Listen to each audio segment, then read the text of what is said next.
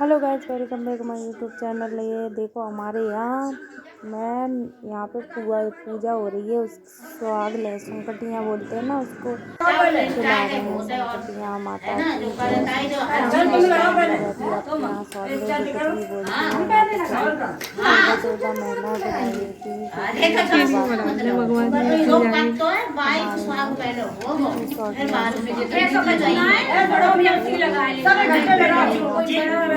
Support करिए मुझे ज़्यादा से ज़्यादा। ये मेरे यहाँ की पूजा है, आपके यहाँ कैसे? Thank you.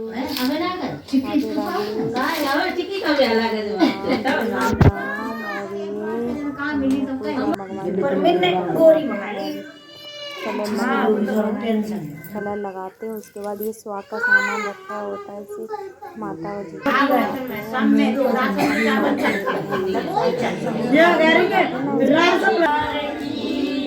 बोल संकटा मैया की जय, बोल सरस्वती मैया की जय, बोल गणेश भगवान की, बोल भगवान की, बोल सब देवी देवताओं की जय।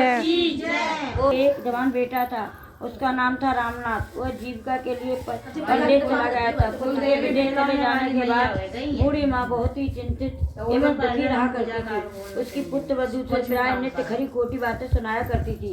इसलिए बुढ़िया प्रतिदिन अत्यंत की माँ नामक एक स्त्री निकली और बुढ़िया से पूछा, ओ बूढ़ी माँ, तुम इस तरह से बैठकर क्यों रोती हो?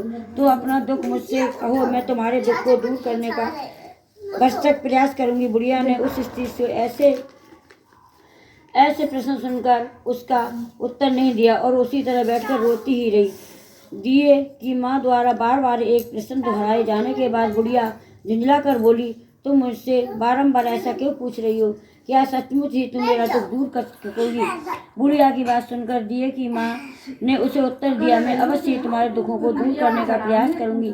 बुढ़िया ने कहा, मेरा बेटा कमाने के लिए परदेश चला गया है। उसके न रहने पर मेरी बहू मुझे हमेशा बुरा भला कहती रहती है। मेरे दुख का यही एकमात्र कारण है। बुढ़िया की बात सुनकर दिए की माँ ने उससे कहा, इस वन में संकटा माता निवास करती हैं। तुम अपना दुख उनसे सुनाकर विनती करो। वे बहुत ही कृपालु हैं। उन्हें दुखियों से बहुत सहानुभूति है। वे निसंतानों को संतान, निर्धनों को धनवान, निर्बलों को बलवान और अभागों को भाग्यवान बनाते हैं। उनकी कृपा से सौभाग्यशाली स्त्रियों का सौभाग्य अचल होता है। कुमारी कन्याओं को इच्छित वर की प्राप्ति होती है। रोगी अपने रोग से मुक्त हो जाता है। इसके अतिरिक्त और जो भी इच्छा हो उन सभी को पूरा करती हैं, इससे संदेह नहीं है। दिए की माँ ने ऐसी बात सुनकर बुढ़िया संकटा माता के पास गई और उनके चरणों में गिरकर साष्टांग दंडवत करके विलाप करने लगी। शंकरा जी ने दयालु होकर बुढ़िया से पूछा, बुढ़िया तुम किस दुख के कारण रो रही हो? बुढ़िया ने कहा, हे माता, आपने तो सब कुछ जानने वाली हो, आपसे कुछ छिपा नहीं है, आप मेरे दुख को दूर करें। बुढ़िया की बात सुनकर संकटा माता ने कहा, तुम पहले मुझे अपना दुख बताओ। संकटा माता ने ऐसे कहने पर बुढ़िया ने कहा, मेरा लड़का परदेश चला गया है। उनके घर में रहने से मेरी बहू तरह तरह की बातें सुनाती है। इसी कष्ट के कारण मैं विवश होकर रोती रहती हूँ। बुढ़िया की दर्द भरी बात सुनकर संकटा माता ने कहा, तुम घर जाकर मेरे लिए मनौती मान लो कि संकटा माता, यदि मेरा लड़का सकुशल घर वापस आएगा, मैं आपकी पूजा करूंगी और सुहागिन स्त्रियों को आमंत्रित करके उन्हें भोजन कराऊंगी। संकटा माता ने कथन अनुसार उस बुढ़िया के घर आकर लड्डू बनाए। परंतु विचित्र बात यह थी, जब भी बुढ़िया 7 लड्डू बनाती तो 7 की जगह 8 लड्डू बन जाते। इस कारण से बुढ़िया बहुत ही असंगत में पड़ गई कि ऐसा होने का क्या कारण है। कहीं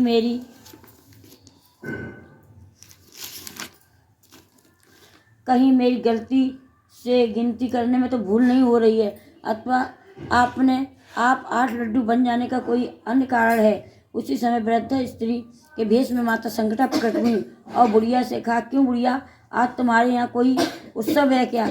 यह सुनकर बुढ़िया ने कहा, हाँ, आज मैंने संकटा जी के लिए सुहागिन स्त्रियों को भोजन कराने का निमंत्रण दिया है, किंतु जब गिनकर 7 लड्डू बनाती हूँ तो वे लड्डू अपने आप 8 बन जाते हैं। बुढ़िया की बात पर संकटा जी ने कहा, क्या तुमने किसी बुढ़िया स्त्री को भी निमंत्रण किया है? बुढ़िया कहने लगी, नहीं, मैंने तो ऐसा नहीं किया है। परंतु तुम हो कौन? शंकरा जी ने कहा, मैं बुढ़िया हूँ, मुझे भी तुम आमंत्रित कर दो। ऐसा सुनकर बुढ़िया की उस संकटाधारी बुढ़िया को भोजन के लिए आमंत्रित कर दिया। इसके बाद बुढ़िया के घर पर सभी आमंत्रित सुहागनों आप पहुंची और बुढ़िया ने सबको लड्डू तथा अन्य मिठाइयाँ आदि का भोजन कराया। इससे माता संकटा जी ने कृपा से उस रामनाथ के मन में अपनी माता एवं पत्नी से मिलने के प्रबल इच्छा उत्पन्न की। सुहागनों को भोजन करने की बुढ़िया का लड़का परदेश से अपने घर आ गया। लड़के के आने की सूचना बुढ़िया को दी गई, लेकिन बुढ़िया अपने काम में लगी रही। उसने कहा, लड़के को बैठने दो, मैं सुहागन को जमा कर आती हूँ। लड़के की बहू ने पति आगमन पर समाचार पाकर पति के स्वागत के लिए वहां तुरंत प्रस्थान कर दिया। लड़के ने अपनी बहू को देखकर मन में विचार किया कि मेरी पत्नी मेरे प्रति कितना प्रेम है, जो खबर पाते ही मुझसे मिलने के लिए चली आई। परंतु माता का मुझ पर जरा भी स्नेह नहीं है, क्योंकि खबर पाकर भी माता ने मिलने नहीं आई। अब पूजा का काम समाप्त हो गया और सब सुहागनें भोजन करके अपने अपने घर लौट गईं। तो बुढ़िया अपने बेटे से मिलने के लिए उसके पास आ पहुंची। माँ के आने पर लड़के ने पूछा, माँ तू अब तक कहाँ थी? माँ ने उत्तर दिया, बेटा तुम्हारी कुशलता के लिए मैंने संकटा माता को मनौती मानी थी और उसी की पूजा करने के लिए सुहागनों को जमा रही थी। संकटा माता की कृपा से लड़के का मोह अपनी स्त्री से हट गया। उसकी माँ से कहा, माँ या तो मैं रहूँगा या यही रहेगी। बुढ़िया ने कहा, बेटा तुम्हें तो मैंने बड़ी कठिन तपस्या से पाया है, इसलिए तुम्हें मैं कैसे छोड़ सकती हूँ। तुम्हारे लिए बहू का त्याग करना पड़े तो मैं कर सकती हूँ। अतः लड़के ने अपनी स्त्री को घर से निकाल दिया। बहू घर से निकलकर बाहर आई और बहुत दुखी मन से एक पीपल के पेड़ पर चढ़कर बैठ गई और वहीं रहने लगी। उसी समय एक राजा उधर से आ रहा था। उस स्त्री को रोते देखकर राजा ने पूछा, तुम क्यों रो रही हो? उसने अपनी सारी बात राजा को बताई। राजा ने कहा, आज से तुम मेरी धर्म बहन हो, इसलिए तुम रो मत और पेड़ से नीचे उतर आओ। मैं तुम्हारी सभी संकटों को दूर करने का प्रयत्न करूंगा। राजा के मुख से ऐसी बात सुनकर वह स्त्री पेड़ के नीचे उतर आई और राजा के साथ साथ उसके महल को चली गई। घर जाकर राजा ने अपनी रानी से सारा वृत्तांत कर सुनाया। रानी ने संबोधित करते हुए कहा, देखो ये आज से मेरी धर्म बहन है, इसको किसी प्रकार का कष्ट नहीं होना चाहिए। राजा के यहाँ पहुंचकर फिर रामनाथ की स्त्री संकटा माता को निमंत्रण सुहागनों को बुलाकर भोजन कराया। लड्डू बांधकर रानी को भी न्योता दिया। जब सभी सुहागनें लड्डू खाने लगी तो रानी ने कहा, मुझे तो रबड़ी मलाई हजम नहीं होती, फिर ये पत्थर सरी के कठोर लड्डू कहाँ से हजम होंगे। ऐसी अवहेलना पूर्वक बातें कहकर रानी ने लड्डू खाने से इनकार कर दिया। संकटा माता की कृपा से सुहागनों को भोजन करते ही उस स्त्री का पति उसको लेने के लिए आ गया। उसने अपनी पत्नी को माता संकटा की पूजा करते हुए देखा। संकटा माता को हाथ जोड़कर उसने अपनी पत्नी से कहा, प्रिय मेरे अपराधों को क्षमा करो। पत्नी ने कहा, आप मेरे ईश्वर रूप हो, मेरे अपराधों के आप क्षमा करें। यूँ कहकर उन दोनों ने मिलकर माता की सफ़ेद पूजा की समाप्त होने पर ये दोनों स्त्री पुरुष प्रसाद खा पीकर अपने घर जाने के लिए तत्पर हुए। जाते समय बहू रानी ने कहा, मुझको जब दुख पड़ा था तो अपने धर्म भाई के साथ तुम्हारे घर चली आई थी, और यह तुमको भी कभी किसी तरह का कष्ट पड़े तो तुम मेरे यहाँ से संकोच भाव से चली आना। ऐसा कहकर बहू अपने पति के साथ राजा के महल से विदा हो गई। संकटा माता का निरादर करने के कारण रानी पर संकटा माता का प्रकोप हो गया और बहू के जाने के बाद ही उसका सारा राज्य नष्ट हो गया। ऐसी विपत्ति में पड़कर रानी ने राजा से कहा, न मालूम हुआ तुम्हारी धर्म बहन कैसी थी कि उसके यहाँ आते ही यहाँ का सब कुछ नष्ट भ्रष्ट हो गया। रानी ने राजा से कहा और जाते समय कह गई थी कि तुम्हारे ऊपर जब भी कोई कष्ट पड़े तो तुम मेरे घर चली आना, इसलिए हम लोगों को उसके यहाँ ही चलना चाहिए। ऐसा निश्चय करके राजा रानी दोनों अपने धर्म बहन के घर गए। वहाँ जाकर रानी ने कहा, बहन तुम्हारे आते ही हमारी सारी संपत्ति नष्ट हो गई और हम लोग बहुत ही परेशान हैं। रानी की बात सुनकर उसने कहा, बहन मैं तो कुछ नहीं जानती, मेरी कर्ता धर्ता संकटा माता हैं, उनके अतिरिक्त तो कोई दूसरा नहीं है। इसलिए मेरी राय है कि अनुसार तुम भी संकटा माता या अपनी भूलों को लिए क्षमा याचना करो, उन्हीं की मान मनौती से तुम्हारा सारा काम बन जाएगा। उसके कथा अनुसार रानी ने श्रद्धा भक्ति से संकटा जी का व्रत किया और सुहागनों को भोजन कराया तथा अनजाने में हुई भूल के लिए संकटा माता से बारंबार क्षमा मांगी। संकटा माता प्रसन्न हो गई। रात में रानी को सपन दिया कि तुम दोनों कल सुबह अपने घर को चले जाओ, वहाँ जाकर मेरी पूजा और व्रत करना तथा मेरे नियमित सुहागनों को जमाना। ऐसा करने से तुम्हारा गया हुआ राजपाट तुम्हें फिर वापस मिल जाएगा। रानी ने अपने घर जाकर संकटा माता का व्रत करके सुहागनों को ने भोजन कराया। संकटा माता की कृपा से उनका राजपाट पुनः मिल गया। संकटा माता के इन भक्तों की कथा जो भी सुनेगा या सुनाएगा और नित्य प्रयत्न उनका पूजा पाठ तथा वृत्तांत करेगा, उसे किसी प्रकार का कष्ट नहीं होगा पड़ेगा और उसकी सारी इच्छाएं निश्चित रूप से पूरी होंगी। इसमें किसी प्रकार का संदेह नहीं। बोल संकटा मैया की जय, बोल सच्चे दरबार की जय। करो।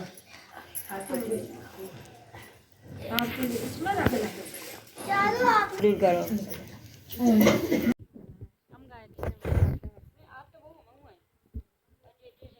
दिवाली तो क्या नहीं है, जय जय गदी तो ये एक ही गवेंगे गणेश जी की गाली है। सन्मुख रहते गणेश, पांच देव रक्षा करे, ब्रह्मा विष्णु महेश। जय गणेश जय गणेश जय गणेश देवा, माता जाकी पार्वती पिता महादेवा। जय दंत दया मंत्र चार भुजाधारी, मस्ते सिंधु सोए मुसिकी सवारी। जय गणेश देवा, माता जाकी पार्वती पिता महादेवा। पान चढ़े फूल चढ़े और चढ़े मेवा, लड्डूअन का भोग लगे संत करे सेवा। अंधन को आँख देत कौड़िन को काया, भाजन को पुत्र देत निर्धन को माया। सूर्याम शरणे हमें सफल कियो सेवा, कामना की पार्वती पिता महादेवा। जय गणेश देवा, माता जाकी पार्वती पिता महादेवा। दीनन की लाज रखो संपदा धारी, कामना को पूर्ण करो दम्बहारी। जय गणेश देवा, माता जाकी पार्वती पिता महादेव। भगवान की जय।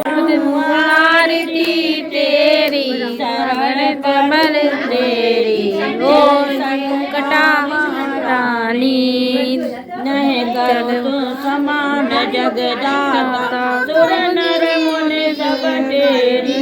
कष्ट निवारण करो हमारा, लाओ नतनक देर में आनो छम मूल बहु मेरी। जय संकटा